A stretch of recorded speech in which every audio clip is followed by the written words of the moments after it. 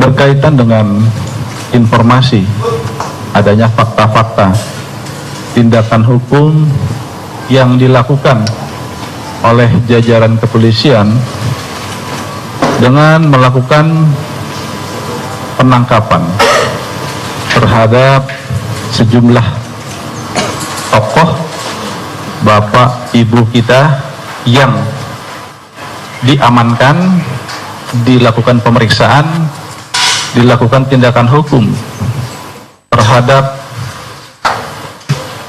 11 warga negara kita, di mana 3 adalah ibu dan 8 adalah pria ya. Dalam hal ini pemeriksaan sudah mengacu kepada standar hukum yang ada, dilandaskan kepada bukti permulaan yang cukup untuk dilakukannya tindakan-tindakan hukum, dan insya Allah kepolisian akan mempertanggungjawabkan secara hukum apapun yang dilakukan terhadap proses penegakan hukum kepada 11 warga negara kita. Dalam hal ini,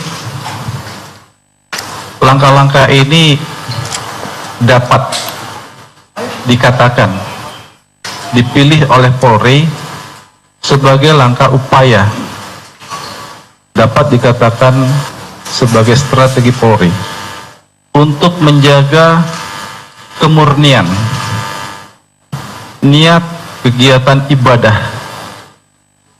di Silang Monas dan mengeliminir berbagai adanya indikasi-indikasi kerawanan yang dapat dimungkinkan terjadinya semacam pemanfaatan terhadap massa yang sedemikian rupa, karena dalam hal ini massa itu kita sangat paham ya, massa itu bisa bersifat irasional ya ketika adanya provokasi. Nah, kami tidak menginginkan niat tulus alim ulama seluruh masyarakat yang datang untuk menggelar kegiatan doa bersama di Silang Monas disusupi terhadap adanya niat-niat lain daripada itu. Jadi tentu ini sangat kita cegah. Intinya tindakan hukum ini untuk mencegah pemanfaatan jumlah massa yang sangat besar. Rekan-rekan bisa tahu sendiri, yang tentu sangat rentan dipengaruhi. Kita tahu masyarakat kita ini tidak datang dari satu komunitas kelompok, tapi datang dari berbagai penjuru yang tentunya dari sisi perilaku sangat rentan adanya pengaruh-pengaruh, karena isu-isu yang sedang mengiringi kegiatan doa ini tentu tidak lepas dari adanya isu terkait dugaan perkara hukum, dugaan penistaan agama yang menempatkan Insinyur Basuki Cahayapurnama sebagai tersangka. Dalam upaya memurnikan kegiatan ibadah yang berjalan, maka tindakan hukum terhadap sejumlah tokoh terpaksa harus diambil oleh pihak kepolisian untuk mengeliminir segala kemungkinan kerawanan dalam pemanfaatan massa yang sedemikian besar jumlahnya. Ada 7 di antara beliau-beliau dipersangkakan melakukan upaya perbuatan yang diatur dalam pasal 107 Jungto pasal 110 KUHP, perbuatan makar, perbuatan untuk menggulingkan pemerintahan yang sah. Makar dari definisi hukum, terminologi hukum yang ada di negara kita dapat didefinisikan makar terhadap kepala negara, makar terhadap upaya-upaya untuk menggulingkan pemerintahan yang sah, makar sebagai permufakatan. Kemudian makar dengan pemberontakan. Kalau pemberontakan itu biasanya diiringi dengan tindakan-tindakan para pelaku menggunakan senjata api dan sebagainya, dengan kekuatan-kekuatan senjata api. Pemberontakan yang saat ini ditangani didefinisikan makar sebagai sebuah permufakatan. Dalam pemahaman penyidik Polri, makar sebagai sebuah permufakatan atau makar dapat juga dikategorikan sebagai suatu perbuatan delik formil, ya. Artinya dia tidak perlu terjadi perbuatan makar itu, tetapi dengan adanya suatu rencana-rencana, kesepakatan-kesepakatan, permufakatan yang dilakukan oleh sekelompok orang dapat dipersangkakan dengan pasal ini. Jadi ini menarik pembelajaran di era demokrasi yang tentunya berkaitan dengan masalah pencerahan hukum juga buat kepada kita. Selama ini mungkin kata-kata makar itu sebagai sesuatu hal yang sensitif, sebagai sesuatu yang dikonotasikan dengan tindakan pemberontakan bersenjata. Tetapi makar di alam demokrasi ini dia memanfaatkan ruang-ruang kebebasan untuk melahirkan ide-ide, gagasan-gagasan yang bisa disalahartikan oleh sekelompok orang dan akhirnya bisa menggulirkan suatu reaksi pendapat karena bersifat hasutan. Jadi pada ranah itu rekan-rekan. Jadi kita harus spesifikkan makar di sini yang dimaksud adalah sebagai suatu tindakan permufakatan. Nah, permufakatan ini tidak harus dia menjadi sebuah kenyataan dulu baru dia bisa dihukum. Tapi dengan adanya terdeteksi dari berbagai pertemuan-pertemuan, kegiatan-kegiatan, hasil penyelidikan, hasil pengumpulan alat bukti yang dilakukan, rumusan permufakatan itu dapat perlahan-lahan dikumpulkan oleh penyidik kita, gitu. Karena kurang lebih ini 3 minggu terakhir di bulan November, ya. Jadi 3 minggu terakhir di bulan November itu kurang lebih ya hampir 20-an hari, ya. Kita sangat intens sekali. Jadi setelah 4 November, jadi setelah peristiwa 4 November, ketika masyarakat begitu antusias melaksanakan kegiatan unjuk rasa, ada upaya-upaya yang tidak sejalan dengan aspirasi yang sebenarnya, tetapi memiliki tujuan-tujuan yang lain. Jadi ini pembelajaran hukum yang menurut hemat kami bagus di era alam demokrasi yang sangat mengedepankan kebebasan.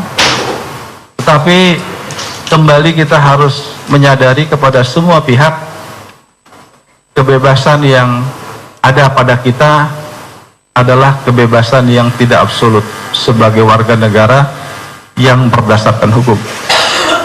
Jadi hidup di negara yang berdasarkan hukum, kebebasan itu bukanlah sebuah kebebasan yang absolut. Dia dipagari oleh hukum-hukum.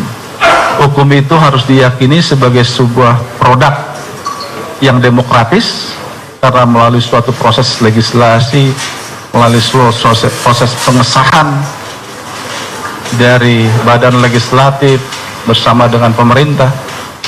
Jadi ini adalah sesuatu yang perlu kita simak, yang tentunya jangan sampai menjadi sebuah pemahaman-pemahaman yang nantinya bisa keliru, bisa melahirkan suatu perbuatan yang inkonstitusional.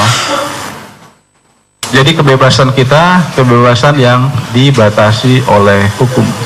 Itulah konsekuensi daripada negara yang berdasarkan hukum.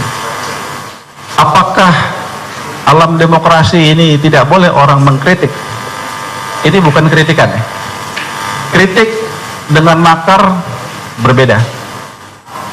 Memberikan sebuah masukan, feedback kepada pemerintah dengan pandangan-pandangan yang kritis, itu adalah lumrah di negara demokrasi. Tetapi tetap rambu hukum harus dipegang. Jadi makar, permufakatan jahat, kritikan barang yang berbeda. Demikian juga apabila kritikan bersentuhan dengan hukum lainnya yang harus kita pahami. Di negara kita ini, di alam demokrasi saat ini, hate speech terjadi di mana-mana. Tapi kita kan harus sadar, kita punya Undang-Undang 11 2008. Di media sosial, kritikan-kritikan, ujaran kebencian, penistaan, penyampaian, penyebarluasan kata-kata bohong, itu terjadi. Ini tentu harus disadarkan kepada semua warga negara, ada hukumnya. Jadi jangan sampai di negara hukum ini kita serba boleh, mau ngapain pun boleh. Tidak demikian implementasi dalam kehidupan berbangsa dan bernegaranya. Jadi kita tetap harus lihat, oh hukumnya sudah ada, berarti kita harus penggunaan transaksi elektronik harus mengacu kepada hukum itu. Inilah yang berkaitan juga ingin kita sadarkan kepada masyarakat. Ada Pak Rikwanto. Pak Rikwanto sini aja, Pak Rikwanto. Di depan sini Pak. Ya.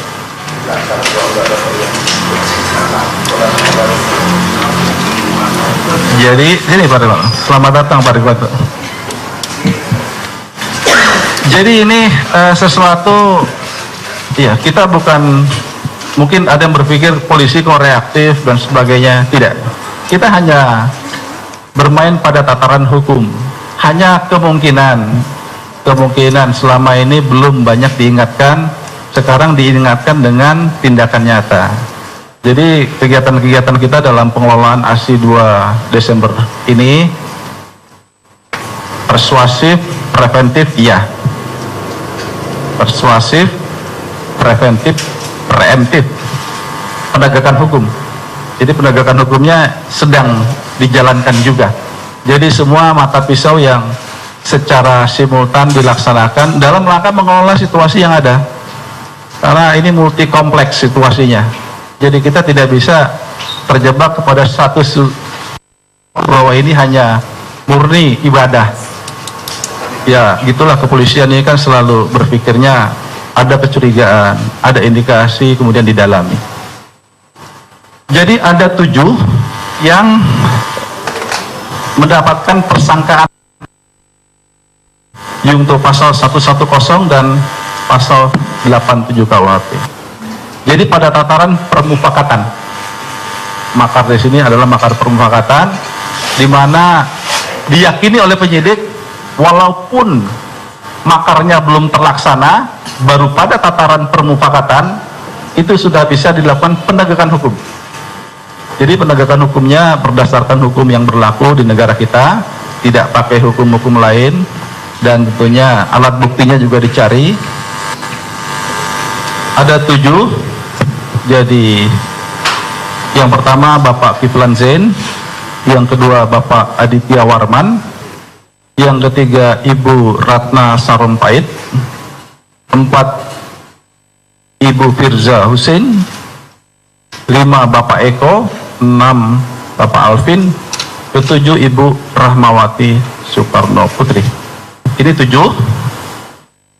Namun demikian informasi terakhir penyidik atas dasar penilaian subjektivitasnya tidak melakukan penahanan.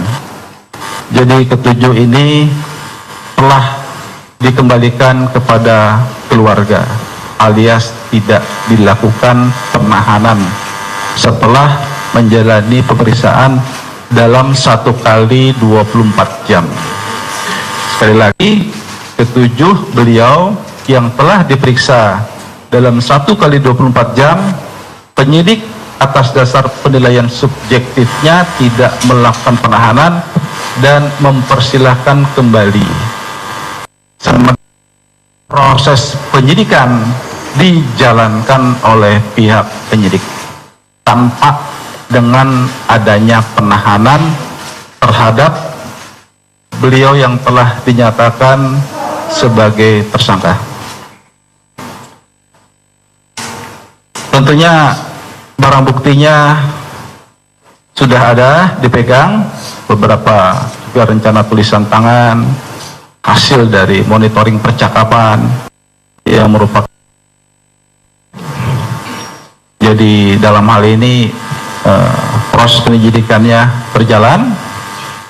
Dugaan ini berkaitan adanya pemanfaatan, rencana pemanfaatan massa untuk menduduki kantor DPR RI, kemudian berencana melakukan pemaksaan agar bisa dilakukannya sidang istimewa, yang kemudian menuntut untuk pergantian pemerintahan dan konstitusional yang tentunya harus kita jaga.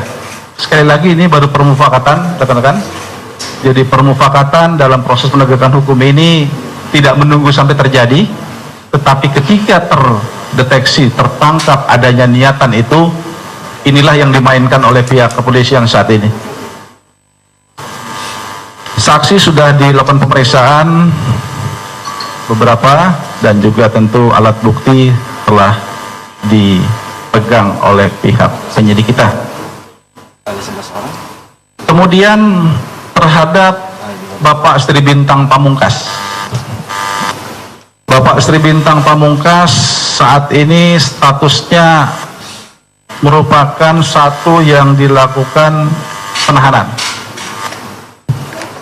Jadi terhadap beliau belum bisa kembali, dan ini sedang masih menjalani proses pemeriksaan oleh penyidik Polri.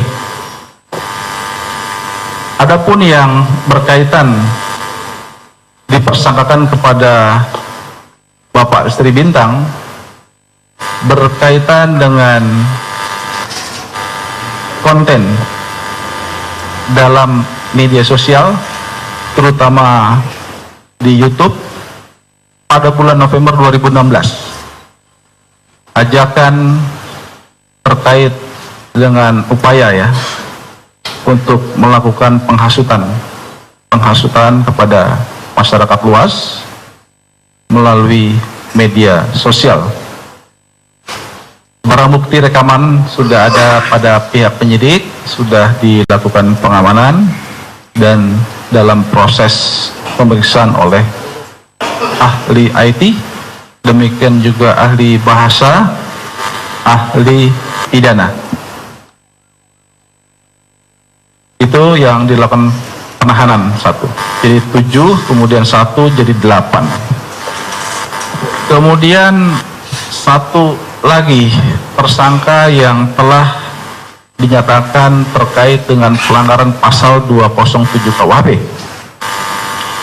yaitu saudara Ahmad Dhani. Penyidik telah mengumpulkan sejumlah alat bukti, keterangan ahli, videonya, dan saksi-saksi dari masyarakat. Yang bersangkutan tidak dilakukan penahanan. Dengan demikian tadi 7, 8, 9. Kemudian ada 2 lagi warga negara kita. Ini kakak beradik. Jadi saudara Jamron dengan saudara Rizal yang berkaitan dengan hate speech, ujaran kebencian, menebarluaskan informasi yang bernuansa permusuhan terhadap individu, terhadap isu-isu SARA, dipersangkakan terkait dengan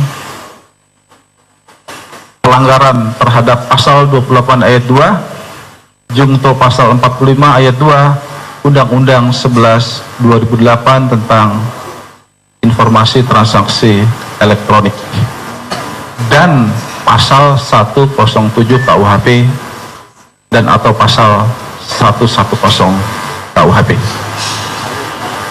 Beberapa barang bukti yang dilakukan penyitaan tentu berkaitan dengan konten-konten sudah dinyatakan sebagai alat bukti, barang bukti, kemudian juga alat-alat komunikasi yang digunakan oleh yang bersangkutan, di mana teridentifikasi sejak di minggu keempat bulan November melakukan posting informasi yang bernuansa ujaran kebencian tersebut.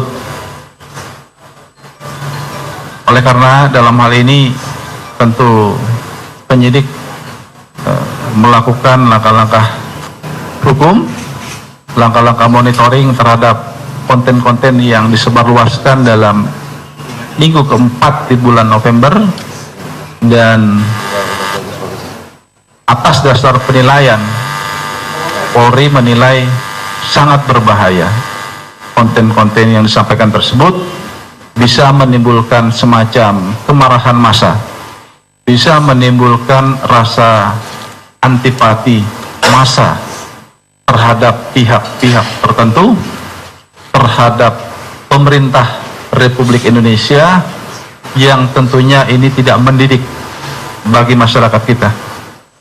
Jadi sekali lagi ini juga kita mohonkan, kita himbau, mohon bisa dalam pemanfaatan media sosial ini dapat dilaksanakan secara adil dan bijaksana, dilandaskan niat yang baik, dan menjauhkan konten-konten yang bernuansa ujaran kebencian, karena ini memang menjadi hal yang diatur di dalam hukum negara kita. Dengan demikian total dari 11 yang dilakukan penangkapan, 3 dilakukan penahanan, sedangkan 8 telah kembali ke rumah masing-masing, insya Allah dalam keadaan baik, sehat, sementara pihak penyidik masih tetap melaksanakan proses penyidikan terhadap keseluruhannya. Itulah rekan-rekan latar belakang, background, mengapa langkah-langkah ini dilakukan, yang tentunya bisa diharapkan penyampaian kita ini dapat memberikan pemahaman lebih luas kepada masyarakat. Dan sekali lagi kami yakini bahwa tindakan ini tindakan dalam koridor hukum, dan apabila ada hal-hal yang tentunya perbedaan pandangan, pendapat, mari kita buktikan nantinya tentu melalui proses peradilan. Yang terpenting penyidikan dilaksanakan dengan menggunakan juga asas praduga tidak bersalah sampai tentunya beliau-beliau itu dinyatakan bersalah di pengadilan. Jadi itulah yang dapat kami sampaikan. Ada pertanyaan? Dari mana dulu nih?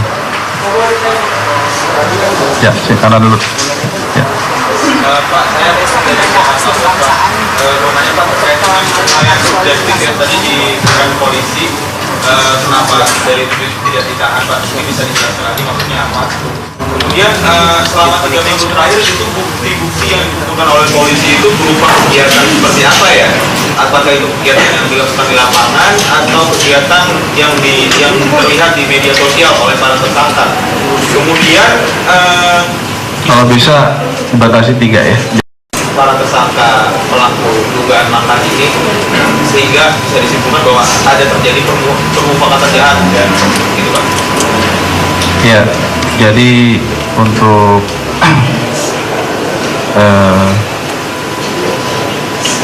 pertemuan-pertemuan yang dilaksanakan itu pertemuan yang sudah dimonitor jauh-jauh hari ya. Jadi bukan berarti hanya 1-2 hari, tidak seperti itu.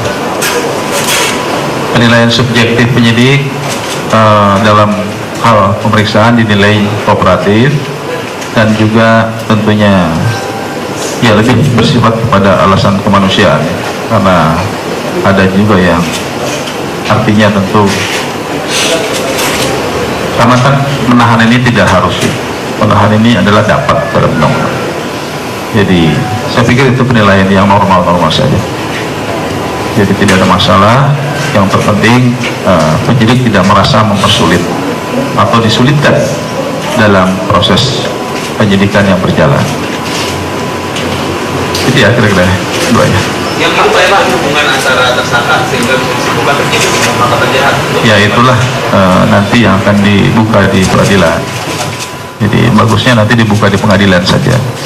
Karena berarti kita berbicara konten, berbicara isi, bicara tentang kualitas komunikasi, berbicara tentang alat bukti digital forensik. Jadi itu nanti akan dibuka di pengadilan saja lah. Bagaimana Bapak bicara, Ibu bicara kepada ini gimana, apa benar dan sebagainya. Jadi dinamika seperti itu nanti kita saksikan aja, bagusnya di peradilan. Lebih fair menurut saya daripada kita sampaikan seperti ini. Sekali lagi, tindakan kepolisian diyakini adalah tindakan berdasarkan hukum yang berlaku di negara kita. Ya. Pak, saya mau nanya Pak, kira-kira pertemuannya kapan saja? Lalu apa yang dibicarakan dalam pertemuan itu? Artinya perannya masing-masing seperti apa untuk pertemuan itu? Pembicaraannya kira-kira seperti apa, lalu hubungan mereka dengan masa yang berdemonstrasi itu seperti apa? Dengan pimpinan-pimpinan masa yang berubah kemarin itu, apakah ada koordinasi atau punya hubungan tertentu seperti apa? Iya, iya. Ya, ada komunikasi, ada koordinasi, benar. Ada upaya untuk merencanakan berbagai aktivitas yang terekam, terpantau, termonitor, itu ada. Itu tadi lagi, itu konten itu substansi yang nanti sangat bagus untuk kita dengar bersama melalui suatu peradilan. Menurut hemat kami begitulah. Yang jelas dalam proses perencanaan permufakatan ya, kalau permufakatan itu tidak mungkin sendiri ya. Jadi permufakatan itu lebih dari satu orang. Jadi sementara ya untuk itu penjelasannya adalah demikian ya. Pak, saya Pak. Anggap Pak dari Pak, ini kan ada bilang ada pertemuan. Bagaimana Pak dengan tuan rumah itu sendiri? Apakah benar ini pertemuan ini dilakukan di tempat Pak Santoso, mantan Panglima TNI? Lalu apakah dasar juga melakukan penahanan ini karena surat yang dikirim oleh Pak Sri Bintang itu ke DPR? Ya, Pak Sri Bintang terpisah sendiri ya. Jadi Pak Sri Bintang tidak bergabung sementara masih dalam proses penyidikan yang arahnya berbeda, tetapi memiliki tujuan yang ada kemiripan gitu ya. Jadi sekali lagi untuk yang di mana berbicaranya apa, kata-katanya seperti apa, kita tidak ingin dulu berbicara masalah itu. Yang jelas yang dapat kita sampaikan, proses penyidikan ini sudah dilandaskan kepada alat bukti dan ada sejumlah percakapan, pertemuan yang harus diantisipasi, yang apabila tidak, ini bisa menimbulkan suatu kondisi yang tidak menguntungkan terkait dengan aktivitas masa 2 Desember. Sesuatu yang tidak menguntungkan itu karena disatukan dengan rencana-rencana dengan tujuan yang lain. Karena ini tadinya ingin mengajak masa setelah pulang itu untuk digiring menuju DPR, kantor DPR. Tapi kita terima kasih kepada GNPF, para ulama yang komit, yang akhirnya juga mengawal itu masa sampai menuju arah kemana mereka akan pulang. Istilahnya sampai cair dan tidak ada penyimpangan, penyelewengan dalam pemanfaatan masa yang pulang. Karena masa pulang ini kan isinya mungkin ada yang masa belum terpuaskan, ada yang juga tidak tahu harus berbuat apa, mau pulang apakah harus pulang dan harus kemana. Begitu itu dimainkan, ya kita tidak perlu menunggu itu terjadi lah, tidak perlu. Tapi ini adalah tindakan-tindakan hukum yang nanti akan kita buktikan dalam suatu proses hukum. Dalam hadapan itu Pak, mungkin bisa diceritain lebih lanjut Pak, strategi lapangan mereka seperti apa Pak dalam hadapan diketahui atau dalam tulisan? Apakah chaos dulu terus diarahkan ke DPR? Terus kedua, terakhir Pak, soal Firza Hussein itu Pak, boleh dikasih tahu sedikit profil dia Pak dan hubungan dengan Habib Rizik? Mungkin kan sama-sama keturunan Arab kayaknya Pak, dua orang ini Pak. Ya, itu nanti yang sifatnya substansi pemeriksaan kita tidak bisa jelaskan lebih jauh. Proses penyidikannya berjalan ya. Jadi sekali lagi proses penyidikan berjalan.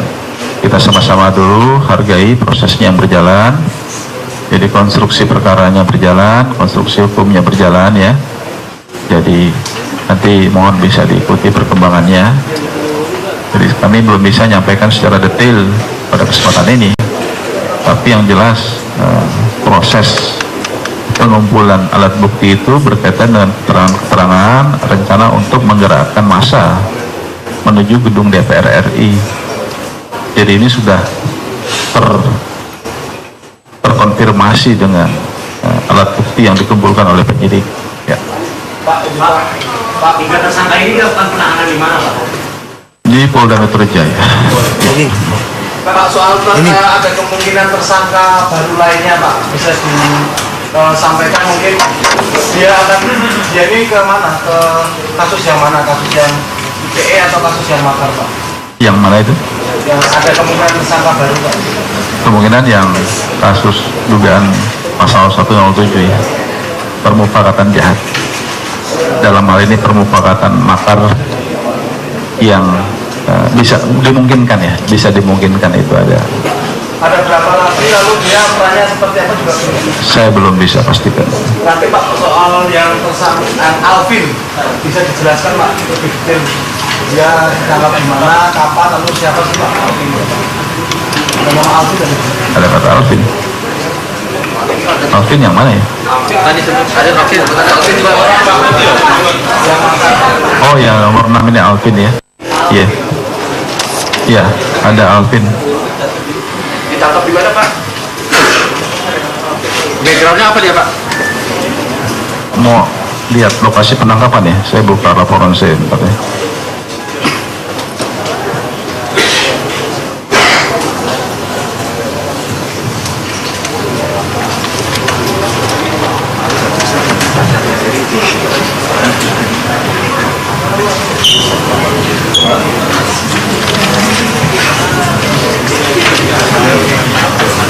Alvin, jadi nama lengkapnya ya Alvinindra ya, Alvinindra Alvaris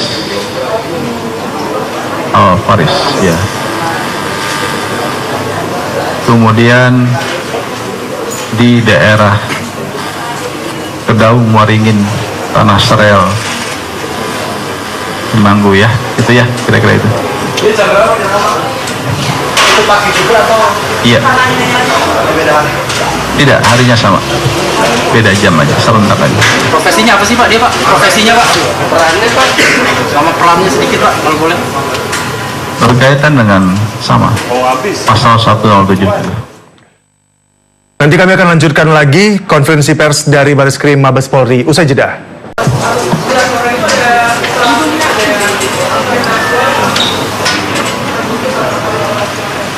Ya boleh dibilang ada juga. Nah, tapi biarlah nanti melalui, kita nggak bisa tuduh di sini ya, nggak etis gitu. Saya jelaskan ini perannya begini, tetapi yang jelas ini suatu perbuatan masuk dalam unsur-unsur hukum yang dipersangkakan, yang rekan-rekan harus tahu bagaimana untuk membuktikan bapak ibu ini bersalah atau tidak, harus pengadilan. Kalau penyidik nanti menyatakan sendiri atau melalui saya menyatakan sendiri, kita sudah melakukan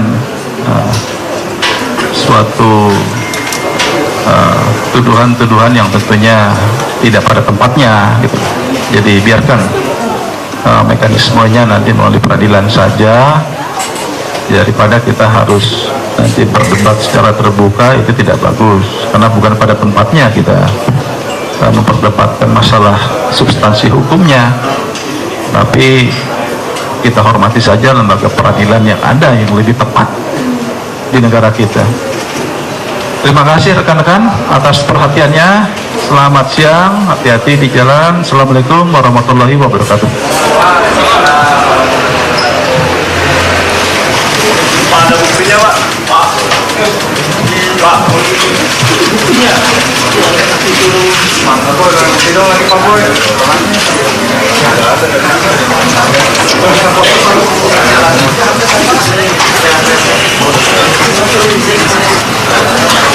Mau habis dong semua.